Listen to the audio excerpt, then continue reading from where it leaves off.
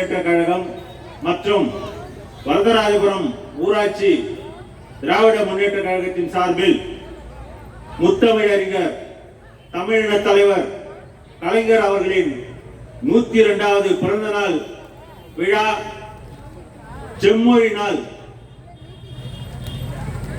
நாளை முன்னிட்டு நலத்திட்ட உதவிகள் வழங்கி மாபெரும் பொதுக்கூட்டத்திற்கு தலைமையேற்று நடத்தி தரும்படி குன்றத்தூர் மத்திய ஒன்றிய கழக பொறுப்பாளரும் திருமுடிவாக்கம் ஊராட்சி மன்ற தலைவர் அண்ணன் திருமுடிவாக்கம் மணி அவர்களை முன்மொழிகிறேன்.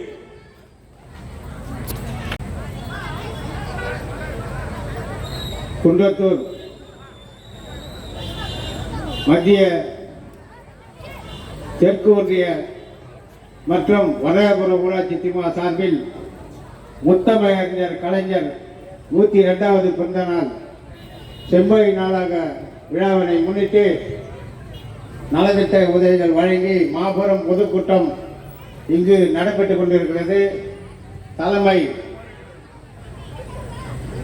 குன்றத்தூர் மத்திய ஒன்றிய கழக பொறுப்பாளர் தம்பி மணி அவர்களே, முன்னிலை ஒன்றிய கழக நிர்வாகிகள் அண்ணன் சுப்பிரமணியம் அவர்களே, நந்தகோபால் அவர்களே, வாசுகி மகேஷ் அவர்களே, பார்த்தசாரதி அவர்களே, வி ஹரி அவர்களே, பரிமளன் அவர்களே,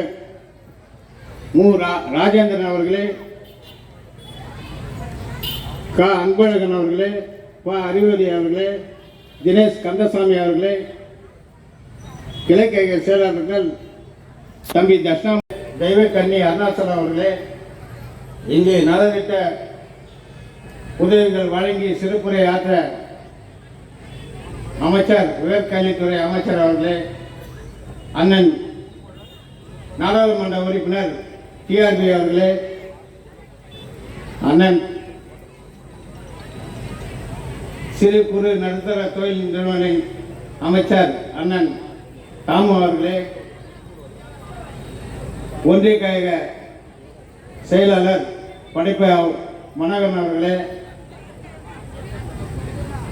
ஒன்றிய பெருந்தலைவர் சரஸ்வதி மனோகரன் அவர்களே, குன்றத்தூர் வடக்கு ஒன்றிய செயலாளர் தம்பி வந்தே மாதன் அவர்களே, உமா மகேஷ் அவர்களே, இளம் பேச்சாளர் வடக்குப்பட்டு சா பேரரசன் அவர்களே,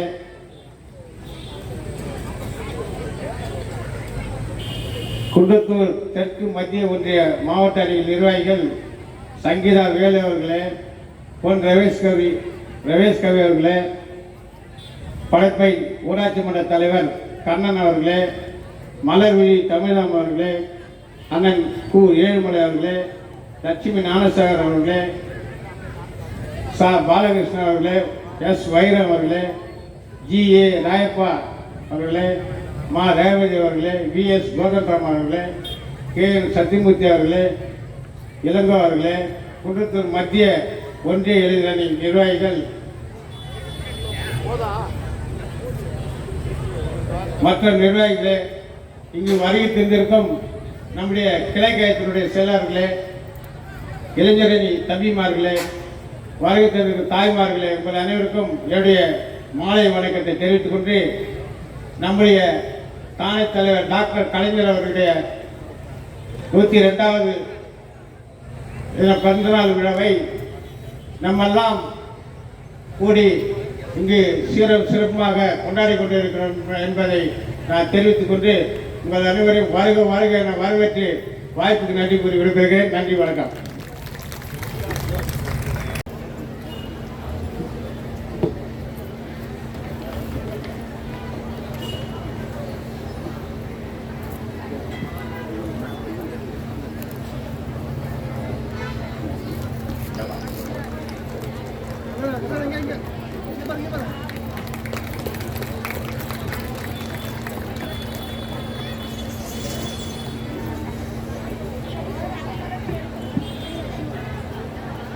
குன்றத்தூர் மத்திய மற்றும் தெற்கு ஒன்றிய திராவிட முன்னேற்ற கழகத்தின் சார்பிலும்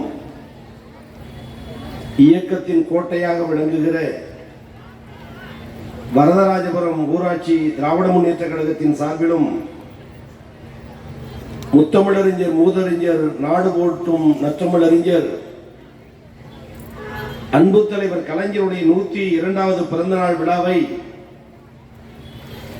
கழக தலைவருடைய சொற்றொடருக்கு ஏற்ப வார்த்தைக்கு ஏற்ப செம்மொழி நாள் விழாவாக கொண்டாடி நலத்திட்ட உதவிகள் வழங்குகிற மாபெரும் பொதுக்கூட்ட நிகழ்ச்சிக்கு தலைமையேற்று விழாவை உருவாக்கி தந்திருக்கிற குன்றத்தூர் மத்திய ஒன்றிய திராவிட முன்னேற்ற கழகத்துடைய பொறுப்பாளர் இயக்கப்பணி ஆற்றி இன்றைக்கு ஒன்றிய கழகத்தை கட்டி காக்கின்ற வல்லமையை பெற்றிருக்கிற நம்முடைய ஆருயிர் அண்ணன் நம்முடைய மாண்புமிகு அமைச்சர் மாவட்ட கழக செயலாளர் அண்ணனுடைய உள்ளத்தில் நீக்கமர இடம்பிடித்து மக்கள் பணியாற்றி இன்றைக்கு அரசியலில் ஆளுமையோடு விளங்குகிற எனது ஆருயிர் அண்ணன் திருமுடிவாக்கம் அண்ணன் மணி அவர்களே, வரவேற்புரையாற்றி இருக்கிற ஊராட்சி மன்றத்துடைய தலைவர் அருமை அண்ணன் செல்வமணி அவர்களே, முன்னிலை ஏற்றிருக்கிற இயக்கத்துடைய முன்னோடிகள், தளபதியுடைய அன்பு உடன்பிறப்புகள் அண்ணன் சுப்பிரமணி அவர்களே, வந்தகோபால் அவர்களே, வாசிகி மகேஷ் அவர்களே, பார்த்தசாரதி அவர்களே, அரி அவர்களே, பரிமேல் அழகர் அவர்களே, ராஜேந்திரன் அவர்களே, அன்பழகன் அவர்களே, அறிமொழி அவர்களே, தினேஷ் கந்தசாமி அவர்களே, நமது ஊராட்சி கழகத்துக்கு உட்பட்ட கிளை கழகத்துடைய செயலாளர்கள் நிர்வாகிகள் அண்ணன் தட்சிணாமூர்த்தி அவர்களே, ராஜன் அவர்களே, செந்தில்குமார் அவர்களே, சேகர் அவர்களே, பாஸ்கரன் அவர்களே, பிரசாத் குமார் அவர்களே, ராமதாஸ் அவர்களே, கோபண்ணா அவர்களே, பார்வதி சகாதேவன் அவர்களே, அம்மாள் ராஜன் அவர்களே, ஸ்டாலின் செல்வகுமார் அவர்களே, தெய்வ கண்ணகி அருணாச்சலம் அவர்களே, இந்த இனிய விழாவில் கலந்து கொண்டு தனக்கே உரிய பாணியில் மக்கள் மத்தியில் நல்ல பல கருத்துக்களை எடுத்து சொல்லி நாட்டை ஆளுகிற தலைவர் அடுத்த முறையும் ஆள வேண்டும், அதற்கு மக்கள் ஆதரவு தர வேண்டும், கடந்த கால வரலாறுகளையும் நிகழ்கால நிகழ்வுகளையும் எடுத்துச் சொல்லி இயக்கத்துடைய வளர்ச்சிக்கு இயக்கத்துடைய பெருமைக்கு கட்டியம் கூறி அமர்ந்திருக்கிற நமது மாவட்ட கழகத்துடைய செயலாளர், மாவட்ட கழகத்துடைய மகத்தான செயலாளர், மாண்புமிகு அமைச்சர் பெருந்தகை, நினைவில் வாழுகிற அன்பு தலைவர் கலைஞருடைய உள்ளத்திலும் நம்மிடம் நீக்கப்பெற நிறைந்திருக்கிற கழக தலைவர் அண்ணன் தளபதி உள்ளத்திலும் எதிர்காலம் நம்பியிருக்கின்ற இளந்தலைவர் தமிழ் சமுதாயத்தின் செங்கதிர் மாண்புமிகு அண்ணன் உதயநிதி ஸ்டாலின் அவருடைய உள்ளத்திலும் நீக்கமர இடம் பிடித்த மக்கள் பணியாற்றுகிற மாண்புமிகு அமைச்சர் மாவட்ட கழக செயலாளர் என்னுடைய அன்பிற்கு மரியாதைக்குரிய அன்பின் சிகரம் ஆருயிர் அண்ணன் தாமோ அன்பரசர் அவர்களே,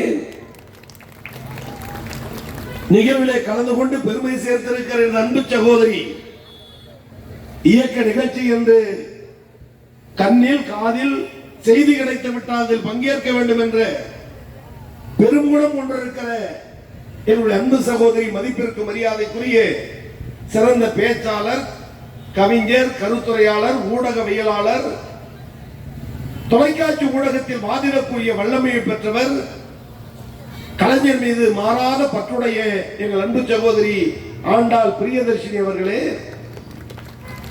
நிகழ்விலே கலந்து கொண்டு இயக்கத்தின் பெருமையை பெரியார், அண்ணா, கலைஞர், அவர் வழியில் தளபதி, இந்த நால்வரின் மறு உருவம் அண்ணன் உதயநிதி என்று திருக்குறளை போல் நாலடியாரை போல் சுருக்கமாக அதே நேரத்தில் சொல்ல வேண்டிய செய்திகளை மிக அற்புதமாக நம்முடைய மாவட்ட கழக செயலாளரிடம் பெற்ற பாடத்தால், அனுபவத்தால் ஒரு மேடையை எப்படி கையாளுவது என்ற குணத்தை கற்றுக்கொண்டு கையாண்டு அமர்ந்திருக்கிற நமது ஒன்றிய கழகத்துடைய செயலாளர், மாவட்ட ஊராட்சி குழுவுடைய தலைவர், மற்ற ஒன்றிய கழகங்களுக்கெல்லாம் ஒரு வழிகாட்டியான ஒன்றியத்தை குன்றத்தூரில் நடத்தி காட்டுகிற வல்லமையை பெற்றிருக்கிற ஆருயிர் அண்ணன் படப்பை அண்ணன் மனோகரன் அவர்களே,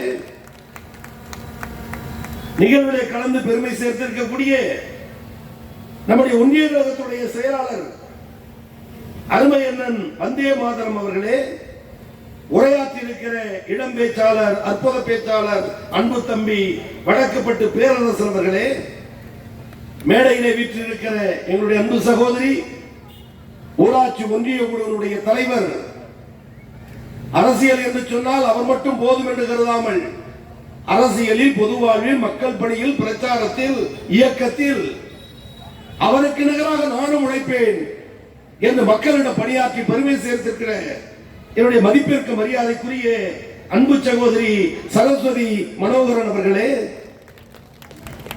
மேடையிலே வீற்றிருக்கிற ஒன்றிய கழகத்துடைய பொறுப்பாளர்கள், நிர்வாகிகள், அணிகளுடைய நிர்வாகிகள், பொன் ரமேஷ் கவி அவர்களே, கர்ணன் அவர்களே, மலர்விழி அமுல் தமிழமுதன் அவர்களே, அண்ணன் ஏழுமலை அவர்களே, பாலகிருஷ்ணன் அவர்களே, வைரம் அவர்களே, நிகழ்விலே கலந்து கொண்டிருக்கிற அனைத்து ஊராட்சி மன்றத்துடைய தலைவர்களே, ஒன்றிய குழு உறுப்பினர்களே, ஒன்றிய கழக நிர்வாகிகளே, வரதராஜபுரம் ஊராட்சியினுடைய கிளைக்கழக நிர்வாகிகளே, நன்றி கூற இருக்கிற அருமை சகோதரி ஆனந்தலட்சுமி ராமதாஸ் அவர்களே, வருகை தந்திருக்கிற குமரேசன் அவர்களே, எனது அருமை அண்ணன் செல்வகுமார் அவர்களே, இன்னும் இந்த நிகழ்ச்சியில் பெயர் சொல்லி அவருடைய வகிக்கிற பொறுப்புகளை சொல்லி அவருடைய சிறப்புகளை சொல்லி எல்லோருடைய பெயரையும் விழிக்க வேண்டும், அழைக்க வேண்டும், வணங்க வேண்டும், மதிக்க வேண்டும்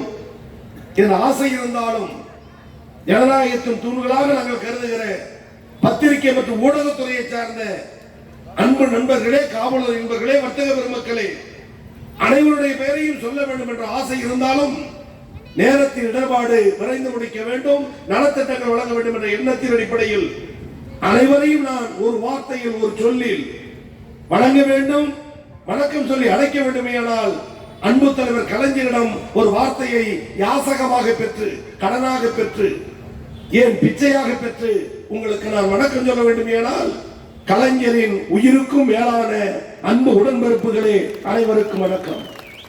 இந்த ஒற்றை சொல்லில்தான் 80 ஆண்டு காலம் இந்த தமிழ் சமுதாயத்தை கட்டி போட்ட தலைவர் டாக்டர் கலைஞர். உடன்பிறப்பே என்று சொன்னால் என்னை அழைத்து விட்டார் என் தலைவன் என்று கண்ணுக்கு மறைவாக உட்கார்ந்திருந்த கருப்பு சிவப்பு வேட்டி கட்டிய தொண்டன் தன்னை விட, தன் குடும்பத்தை விட, தன் மனைவியை விட, தன் பிள்ளைகளை விட, தன் கஷ்டத்தை விட, தன் பசியை விட, தன் பட்டினியை விட என்னை அழைத்து விட்டான் என் தலைவன் என்று உறக்க கரமொழி பெற்ற ஒரே தலைவர் உலகத்தில் டாக்டர் கலைஞர் என்ற கம்பீர தலைவர் தான். அதுதான் எங்களின் தாரக மந்திரம். இல்லை என்றால் இந்த மக்கள் கூட்டம் ஏது, இந்த மக்கள் கடல் ஏது, இந்த வளர்ச்சி ஏது, இந்த முன்னேற்றம் ஏது, இந்த பெருமை ஏது? இன்றைக்கு நிலவுகிறேன்.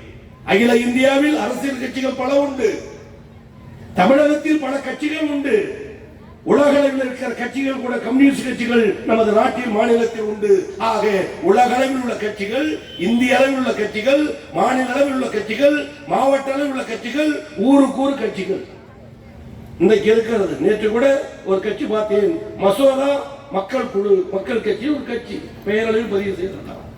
நான் கூட சிரிச்சுக்கிட்டு சொன்னேன், மனுக்கள் கட்சின்னு கூட ஆரம்பிச்சிருக்கலாமே. ஆக எத்தனையோ கட்சிகள் இருந்தாலும் மேடைகள் உண்டு, தலைவர்கள் உண்டு, ஒளிவாங்கி உண்டு. உண்டா இல்லையா? மேடை உண்டு, தலைவர் உண்டு, ஒளிவாங்கி உண்டு, மைக்கு உண்டு. ஆனால் பல கோடி பேரிடம், பல கோடி மக்களிடம், பல லட்சக்கணக்கான மேடைகளில் நின்று மக்களிடம் பேசி பேசி மக்களை பண்படுத்திய ஒரே தலைவர் டாக்டர் கலைஞர் என்ற கம்பீர தலைவர்.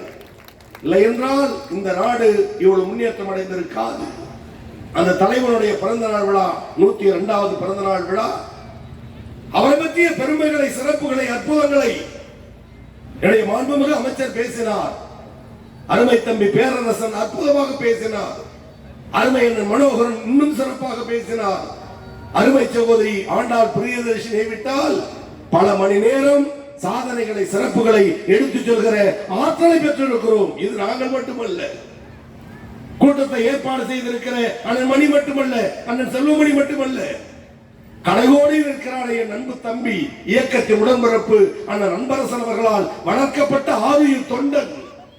அவனை அழைத்து இந்த ஒளி வாங்கியை கொடுத்து கலைஞரை பற்றி சொல்லு என சொன்னால் எங்களை விட மிக சிறப்பாக பேசுகிற தொண்டர்களை கொண்டிருக்கிற ஒரே இயக்கம் திராவிட முன்னேற்ற கழகம் என்ற மாபெரும் கட்சி.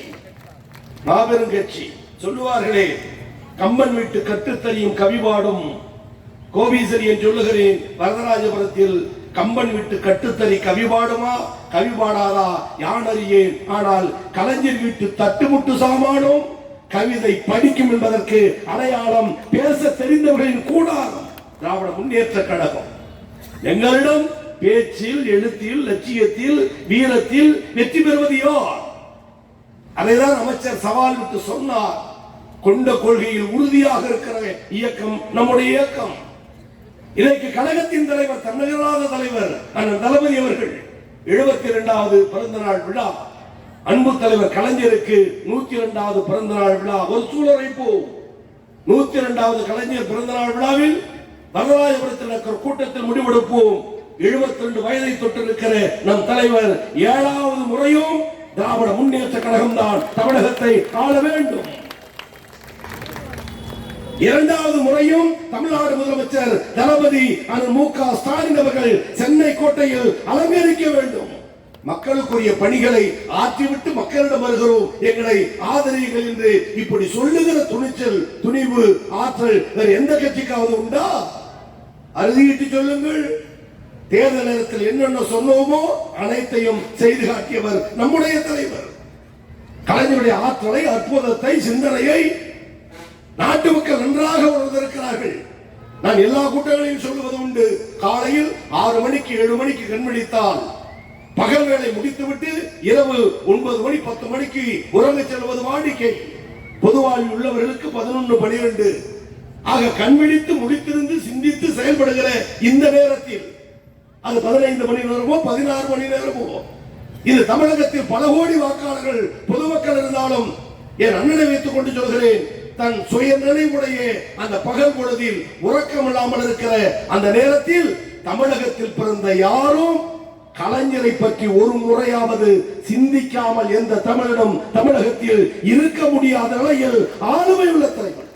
ஆதரித்தாலும் அந்த தலைவரை தான் ஆதரிக்க வேண்டும், எதிர்த்தாலும் அந்த தலைவரை தான் எதிர்க்க வேண்டும், வாழ்த்தினாலும் அந்த தலைவனை சொல்லிதான் வாழ்த்த வேண்டும், வீழ்த்த வேண்டும் என்று கருதினாலும் அந்த தலைவனை தான் வீழ்த்த வேண்டும். எப்படியோ எல்லோருடைய உள்ளத்திலும் மையப்புள்ளி கோபாலபுரத்து கோமான் டாக்டர் கலைஞர் என்ற கம்பீர தலைவர் என்பதை யாரும் மறந்துவிட முடியாது.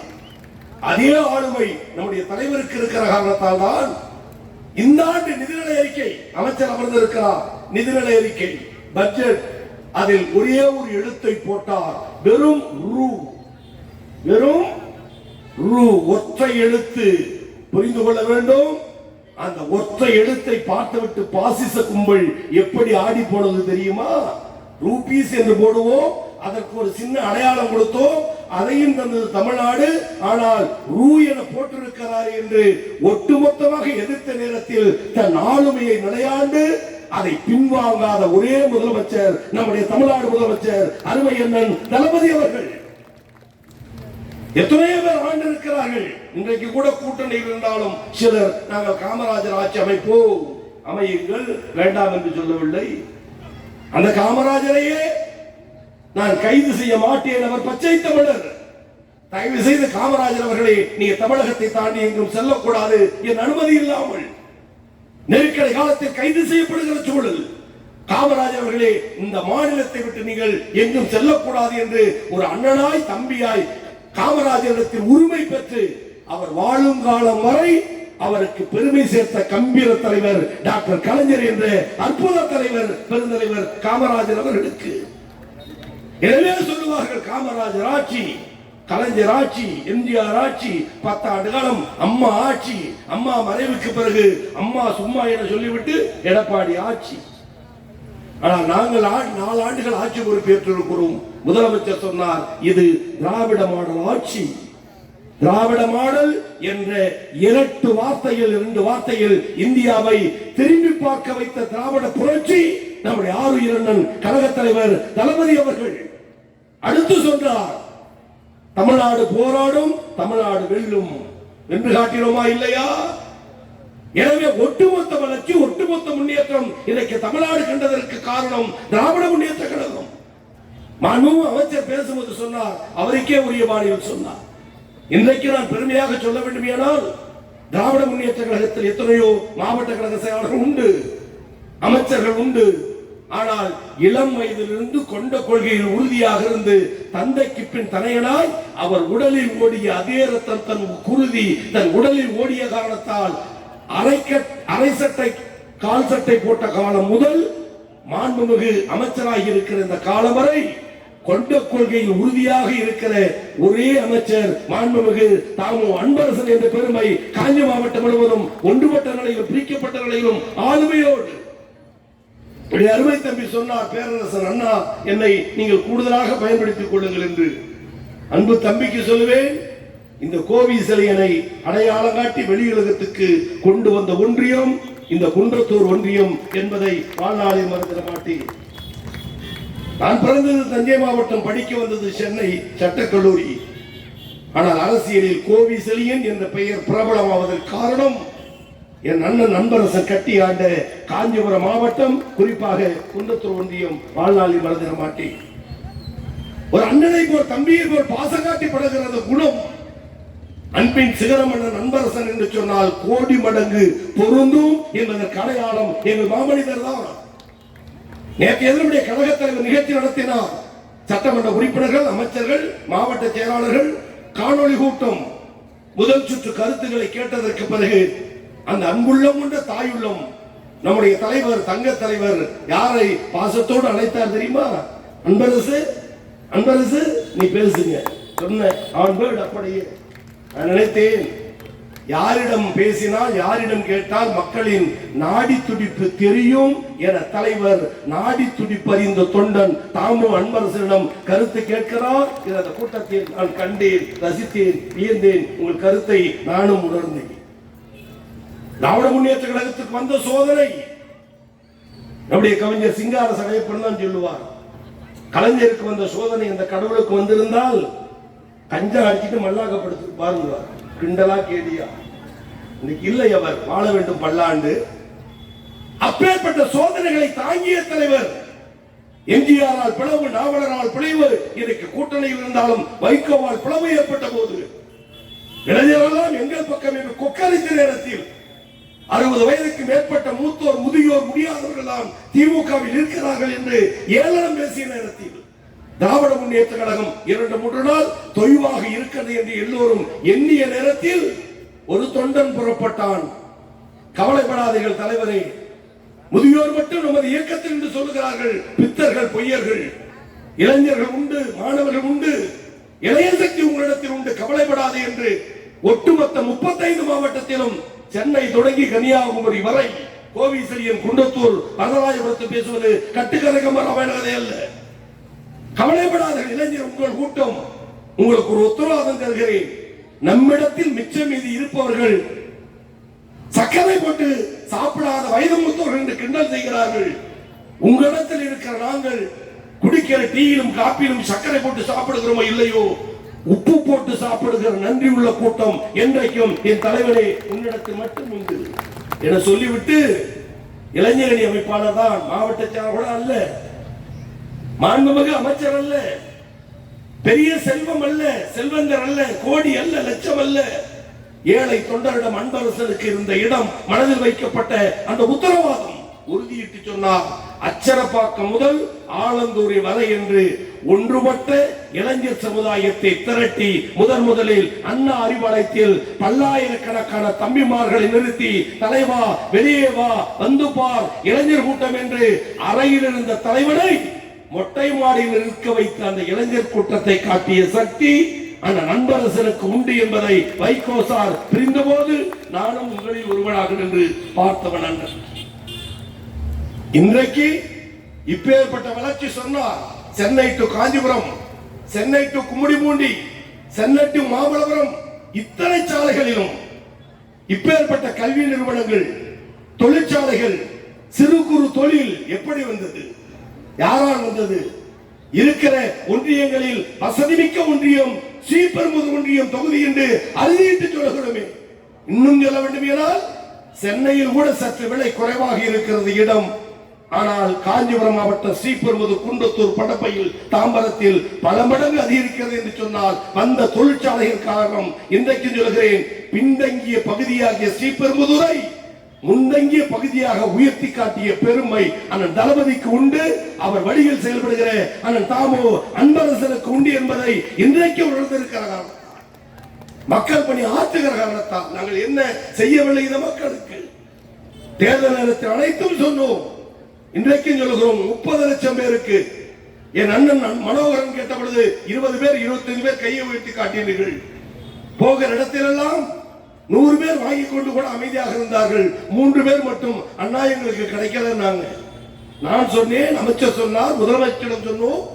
துணை முதலமைச்சர் தமிழகத்தில் விடிவெள்ளி அண்ணன் உதயநிதி ஸ்டாலின் சொன்னார், விரைவில் தகுதியுள்ளவர்களுக்கு வழங்கப்படும் என்று தேதியை அறிவித்திருக்கிறோம் என்று சொன்னால், குடும்ப தலைவர்கள் அனைவருக்கும் மகளிர் உரிமை தொகையை தந்த ஒரே மாநிலம் தமிழ்நாடு என்ற பெருமை கிடைக்க 30 லட்சம் பேர் 30 லட்சம் பேர். அதுல மாத கடைசியில் 10 மணி 11 மணி போல செல்போன்ல ஒரு சின்ன பீப்போஸ் வரும். ஆனா எங்க சித்தப்பா வீட்டுக்கு போயிருந்தேன், நான் ஹால்ல படுத்திருந்தேன். உள்ள அவங்க ஒரு 11:30 மணி இருக்கு, ஒரு சின்ன அந்த மெசேஜ் செய்தி தான் வந்துச்சு. சித்தப்பா சிட்டிக்கிட்டே கேட்டார், கோமலா செல்லை எடுத்து பாரு, தளபதி போட்ட 1000 ரூபாய் பணம் வந்திருக்காட்டு.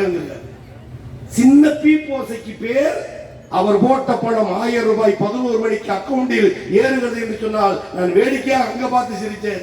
உங்க முகத்துல சிரிக்கிற சிரிப்பை பார்த்தா நம்ம வீட்லயும் அந்த கதி தானாட்டி.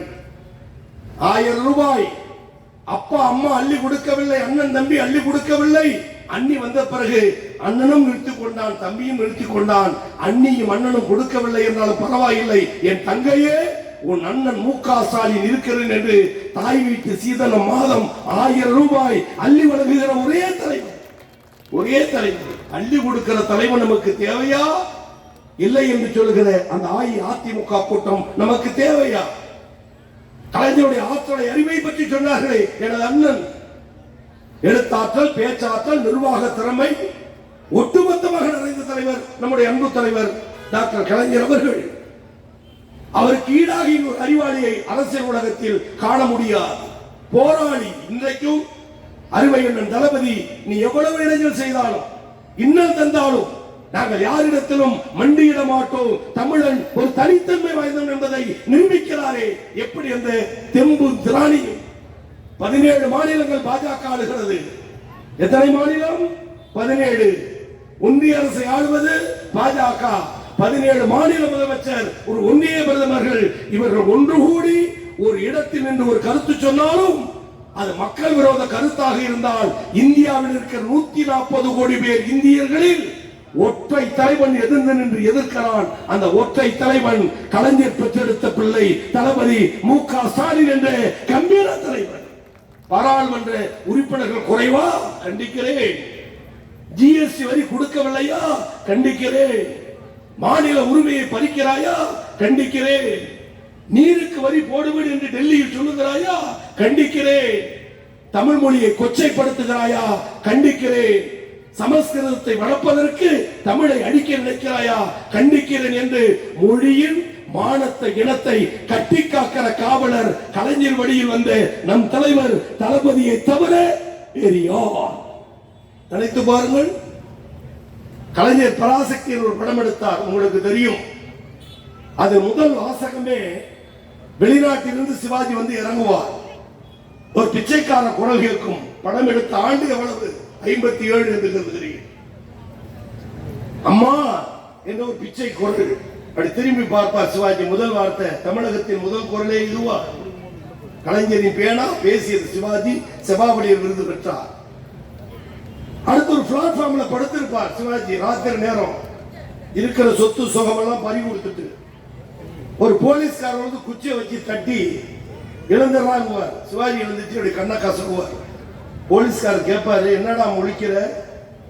அடுத்த வார்த்தை சிவாஜி சொல்லுவார், தூங்குறவனை எழுப்பிட்டா முழிக்காம என்ன செய்வான்? எழுதியது பேனா, கலைஞரின் சிந்தனைக்குரிய அறிவாற்றல். தூங்குறவனை எழுப்பிட்டா முடிக்காம என்ன செய்வான்? அடுத்த வார்த்தை கேட்பார், என்ன பிட் பாக்கெட்டாங்க போலீஸ். 2 பாக்கெட்ல கையை விட்டு வெளியே எடுத்து விடுவாரு, எம்டி பாக்கெட். 1.5 நிமிடத்தில் 3 கைதட்டலை சினிமா கொட்டைகளில் பெற்ற அன்றைய கதாசிரியர் டாக்டர் கலைஞர் என்ற கம்பீர தலைவர். இன்றைக்கு வந்தேரிகளும் நாடக நடிகர்களும் நாட்டை ஆளலாம் என்று கணக்கு போடுகளே எப்படி முடியும்? எனவே அன்பார்ந்த பெரியோர்களே, தாய்மார்களே, நாடாளுமன்ற தேர்தலில் 40க்கு 40, சட்டமன்ற தேர்தல் தலைவர் சொன்னார் 234 இலக்கு 200. ஆனால் காஞ்சிபுரம் மாவட்டம், தஞ்சை மாவட்டம், சென்னை மாவட்டம் ஒட்டுமொத்தமாக எடுத்து பார்க்கிற பொழுது 234க்கு 234 வெற்றி பெறுகிற மாநிலம் தமிழ்நாடாக இருப்பதற்கான உத்தரவாதத்தை நம்முடைய சகோதரிகள், தாய்மார்கள் தொடர்ந்து வழங்கி கொண்டிருக்கிறார். மாநில உரிமையை என்றைக்கும் விட்டுக் கொடுக்காத தலைவர் எடப்பாடியை பற்றி நம்முடைய மாவட்ட செயலாளர் சொன்னார். அன்பின் சிகரம். பாராளுமன்ற தேர்தலில் சொன்னார், பாஜகவோடு எங்களுக்கு கூட்டு இல்லை, 2026 சட்டமன்ற தேர்தலிலும் கூட்டணி இல்லை சொன்னது எடப்பாடி. கொடியில் பிறப்பது அண்ணா படம், கட்சிக்கு பெயர் அண்ணா. ஆனால் இன்னைக்கு அதிமுக அண்ணாவின் கொள்கையை பாதுகாக்கிறதா? இல்லையே. ஆனால் நம்முடைய தலைவர் கலைஞர் இந்தியாவின் பிரதமராக இந்திரா காந்தி அம்மையார் இருந்த போது டெல்லி போனார். விரைவாக செய்தியை முடிக்கிறேன். நலத்திட்ட உதவிகள் வழங்கி சிறப்பாக உங்களை மகிழ்ச்சியோடு அனுப்பி வைக்க வேண்டும். டெல்லி சென்றார் இந்திரா காந்தி அம்மையார். வீட்டில் உட்கார்ந்தார் கலைஞர். பிரதமர் இந்திரா, கலைஞர் முதலமைச்சர். 144 அடிசேரா நாட்டுக்கு தலைவி. உருவத்தில் பெண், உள்ளத்தில் ஆண். பங்களாதேஷ் பாகிஸ்தான் யுத்தத்தை கண்டு வெற்றி பெற்றவர் செல்வச்சி மாட்டி, நேரு பெருமான் பெற்றெடுத்த செல்வ மங்கை. அவர் பிரதமர், இவர் முதலமைச்சர். உட்கார்ந்தார்கள் வீட்டிலே, தேநீர் சாப்பிடுகிறார்கள். கலைஞர் தேநீர் சாப்பிட்டு கொண்டே கேட்டார், பாரத பிரதமர் அவர்களே, ஆகஸ்ட் 15 ஜனவரி 26 தேசிய கொடியை டெல்லியில் நீங்கள் ஏற்றுவதை போல் அந்தந்த மாநில முதலமைச்சர் அந்தந்த மாநிலத்தில் தேசிய கொடி ஏற்றுகிற உரிமையை எங்களுக்கு தர வேண்டும் என்று கலைஞர் கேட்டார். இந்திரா காந்தியை வீட்டில் உட்கார வைத்து, பொது இடத்தில் அல்ல, பாராளுமன்ற மைய மண்டபத்தில் அல்ல, மேடையில் அல்ல, குடியரசுத் தலைவர் மாளிகையில் அல்ல, அவருடைய வீட்டிலே சிங்கத்தின் குகைக்குள்ளே சென்று அதன் பிடரியை உழுக்குவதை போல் கேட்டார். அனுமதியை எனக்கு தர வேண்டும். தேநீர் சாப்பிட்டுக் கொண்ட இந்திரா காந்தி அம்மையார் கோபத்தில் அந்த தேநீர் டேபிளில் விழும்படி வேகமாக வைத்துவிட்டு கோபத்தில் சொன்னாராம், மிஸ்டர் கலைஞர், டெல்லி எனது கோட்டை சொன்னது இந்திரா. அடுத்த வினாடி அந்த ஓசை காதில் பட்டவுடன் நம் தலைவர் கலைஞர் சொன்னாராம், டெல்லி உனது கோட்டை என்றால் சென்னை எனது கோட்டை, நான் தேசிய கொடியை ஏற்றுவேன். எடப்பாடி, வரலாற்றை சற்று படித்து பார்த்துவிட்டு மாநில உரிமையை பற்றி பேசினார், எதிர்த்தார், போராடினார், அந்த உரிமையை பெற்றார், கொடியும் ஏற்றினார். காலம் மாறியது. எம்ஜிஆர் முதலமைச்சர். தேசிய கொடி ஏற்றுகிற நேரம் கொடி மேடையில் எம்ஜிஆர் கையில் தேசிய கொடி, வடபக்கம் ஆர்எம்பி, எஸ்சிஎஸ், நாவலர் போன்ற மூத்த தலைவர்கள் அந்த கொடியை கையில் வாங்கிக் கொண்டு ஆளானப்பட்ட எம்ஜிஆர் சொன்னாராம், என்னதான் அரசியல் களத்தில் கலைஞரை வீழ்த்திவிட்டு நான் முதலமைச்சராக வந்திருந்தாலும் என்னை போன்றவர்களும் இந்த தேசிய கொடி ஏற்றுகிற உரிமையை எனக்கும் பெற்று தந்த நமது தலைவர் டாக்டர் கலைஞருக்கு நன்றி, நன்றி, நன்றி, நன்றி. ஆளானப்பட்ட எம்ஜிஆர். எடப்பாடி, நீ எம்ஜிஆரின் கால் தூசுக்கு போடுவாயா இந்த இயக்கத்தை எதிர்க்க? அது அன்று அதே ரத்தம் தன் உடலில் ஓடுகிற காரணத்தால் இதே கிண்டியில் இருக்கிறாரே கவர்னர் மாளிகையில் ஆளுநர் RN ரவி பல்கலைக்கழகங்களில் துணைவேந்தரை நியமிக்கிற அதிகாரத்தை தன் கையில் வைத்திருந்தார். சட்டமன்றத்தில் நாங்கள் தீர்மானம் போட்டு அனுப்பினால் அதை குப்பை தொட்டியில் தூக்கி போட்டுவிட்டு 6 அமர உட்கார்ந்திருந்தார். கண்டுகொள்ளவில்லை. பலமுறை கேட்டோம், அறிக்கை விட்டோம், அதிகாரி அனுப்பினோம், கண்டுகொள்ளவில்லை. துணைவேந்தர் நியமனத்தில் ஆளுநருக்கு உரிமை அல்ல, கல்லூரி பல்கலைக்கழகத்தை கொண்டு வருவது உயர்கல்வி. முதலமைச்சரை எண்ணி உச்சநீதிமன்றத்தை வழக்கு தொடுத்தோம். உச்சநீதிமன்றத்தில் தீர்ப்பு என்ன ஆனது தெரியுமா? துணைவேந்தர் நியமனத்தில் ஆளுநர் தலையிடக்கூடாது, முதலமைச்சருக்கு அந்த அதிகாரம் உண்டு என்று தந்தை எப்படி மாநில உரிமையை பெற்றாரோ அதே போல் பல்கலைக்கழக உரிமையை எல்லா மாநிலத்துக்கும் பெற்று தந்த ஒரே தலைவர் தளபதி மு.க. ஸ்டாலின் என்ற அற்புத தலைவர். அற்புத தலைவர் சொல்லிவிட்டு சொன்னார், ஆளுநர் என்பவர் அலங்கார பதவி அல்ல. ஒரு அமைச்சரவை அனுப்பிய தீர்மானத்தை இத்தனை நாளைக்குள் திருப்பி அனுப்ப வேண்டும், இல்லையே குடியரசுத் தலைவருக்கு அனுப்ப வேண்டும் என்று வேலை செய்யாமல் இருந்த ஆளுநருக்கு கட்ட கட்டளையிட்டு வேலை செய்ய சொன்ன ஒரே முதலமைச்சர் நம்முடைய முதலமைச்சர். எனவே அவர் தமிழகத்தை தொடர்ந்து ஆள, நமக்கு நலத்திட்ட உதவி வழங்க, என்றைக்கும் கோட்டை காஞ்சிபுரம் என்பதை நிரூபிக்க, ஸ்ரீபெரும்புதூர் தொகுதியை பொறுத்தவரை திராவிட முன்னேற்ற கழகம் நின்றாலும் கூட்டணிக்கு நின்றாலும், நான் சொல்வது கடந்த கால வரலாறு. தன் சொந்த கட்சி நின்றால் 4 அடி எடுத்து வைத்து வேலை செய்கிற தொண்டன். கலைஞர் சொன்னால், தளபதி சொன்னால், என் அண்ணன் அன்பரசன் சொன்னால் 4 அடி எடுத்து வைக்கிற திமுக தொண்டன் கூட்டணி என அறிவித்து விட்டாலும் 10 அடி எடுத்து வைத்து எதிரியை வீழ்த்தி கூட்டணியை வெற்றி பெற வைக்கிற திராவிட முன்னேற்ற கழகத்தின் கூட்டணி தொடர்ந்து வெற்றி பெற பாடுபட பணியாற்றும் என்பதை எடுத்து சொல்லி, இந்த இளையவன் கோவி செலியன் வந்தவுடன் நான் மனோகர் சொன்னார், அமைச்சராகி நீங்கள் வந்திருக்கிறீர்களா என்று. இதே குன்றத்தூருக்கு ஒன்றியத்திற்கு, காஞ்சிபுரம் மாவட்டத்திற்கு 35 ஆண்டுகளுக்கு முன்னால் சட்டக்கல்லூரி மாணவராக வந்த போது கூட்டம் பேச வந்திருக்கிறேன், வழக்கறிஞராக வந்திருக்கிறேன், பல்வேறு பொறுப்புகளில் வந்திருக்கிறேன், சட்டமன்ற உறுப்பினராக வந்திருக்கிறேன், 10 ஆண்டுகள் 3 ஆண்டுகள் 3.5 ஆண்டுகள் அரசு குரலாக வந்திருக்கிறேன். ஒரு ஏழை எளிய தொண்டனை தஞ்சாவூர் மாவட்டம் திருவிடைமருதூர் தொகுதியில் 30 ஆண்டுகள் வாழ்க கலைஞர் வாழ்க தளபதி என்று உறக்க கூட்டம் பேசிய ஒரு பிரச்சார தூதுவனை, ஒரு சொற்பொழிவாளரை ஒரே தொகுதியில் 3 முறை நிறுத்தி ஒரு ஓலை குடிசையில் பிறந்த ஏழை தொண்டனை மாண்புமிகு உயர்கல்வித்துறை அமைச்சர் என்று அறிவித்த ஒப்பற்ற தலைவர் எங்கள் ஆளுயர் தலைவர் அண்ணன் தளபதி அவர்கள். ஒப்பற்ற தலைவர். இந்த வாழ்வு, இந்த வளர்ச்சி யாராலும் கிட்டாது. ஒரு காலத்தில் தாழ்த்தப்பட்டவன் பிற்படுத்தப்பட்டவனுக்கு பின்னால் பட்டம் கிடையாது. BA, BSc, MA, MCom. Kovichezhiyan என்ற ஏழை தொண்டனுக்கு பின்னால் MA, BL, PhD. இன்றைக்கு நான் நம்மேல் கேட்கிறேன், நம் தாத்தா பாட்டி பட்டதாரி யாராவது உண்டா? அப்பா அம்மா பட்டதாரி ஒரு சிலர் இருக்கலாம். ஆனால் முதல் பட்டதாரிகள் என்று சொல்லுகிற கூட்டம் கடந்த 30 ஆண்டுகளில் என்று சொன்னால் இதற்கு வித்திட்ட பிதாமகன் டாக்டர் கலைஞர் என்ற கம்பீர தலைவர், அவர் வழியில் வந்த நம்முடைய ஆருயிர் அண்ணன் தளபதி அவர்கள். என்னை பற்றி சொல்ல வேண்டுமேனால், என் தாத்தா பாட்டி கை நாட்டு, எங்க அப்பா கிறுக்கி கையெழுத்து போடுவார், எங்க அம்மா பெயர் பட்டு, அந்த 3 எழுத்தை கூட எழுத தெரியாத அம்மா. ஆனால் இன்றைக்கு அவர் பெற்றெடுத்த பிள்ளை கோவி செலியன் என்பவன் ஆங்கிலத்திலும் தமிழிலும் அழகாக போட்டு, அதிலும் பச்சை மையால் கையெழுத்து போடுகிற தகுதியை ஒரு ஏழை தொண்டனுக்கு தந்த இயக்கம் திராவிட முன்னேற்ற கழகம்.